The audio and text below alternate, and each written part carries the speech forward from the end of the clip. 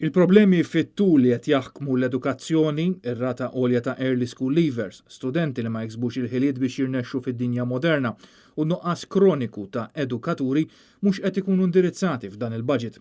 Fid-diskors tiegħu il-Ministru Clyde Caruana jagħmel referenza għal dawn ir-realtajiet, iżda id-diskors hu nieqes minn soluzzjonijiet konkreti. Għall-early school leavers u nuqqas ta' ħiliet il-gvern ħares lura flok il-qudiem u jfaħħar lilu nnifsu l-investa fil-passat biex it-tfal ikomplu jistudjaw. L-istess għal problema serja ta' nuqqas ta' edukaturi. Il-unions ilhom issa numru ta' snin iwiessu l-sitwazzjoni qed tmur lura bil-professjoni m'għadix tattira biżżejjed żgħażagħ biex jażlu karriera fl-edukazzjoni. Iżda l-2022 il-miżura ta' gvern illi se jara li tidħol fis-seħħ liġi ġdida li għandha ssaħħaħ l-istatus tal-professjoni tal-edukaturi, inkluż il-KGEs u LSEs.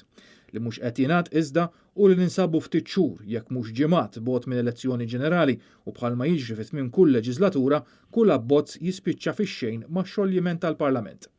Il-Gvern fil-budget ħabbar l-istipendji tal-istudenti se jiżdiedu b'10% u ma jitilfux id-dritt tal-istipendju jekk ikunu qed jaħdmu sa massimu ta' 25 siegħa fil-ġimgħa, kważi fl-istess ilma kif inhi s-sitwazzjoni bħalissa. U bħalma issa saret drawwa fil-budgets ta' gvernijiet tal-Labour f'dawn l-aħħar snin, sena wara l-oħra jissemmew il-bini ta' iskejjel ġodda li suppost ilhom li tlestew, skejjel li għadhom siti ta' kostruzzjoni.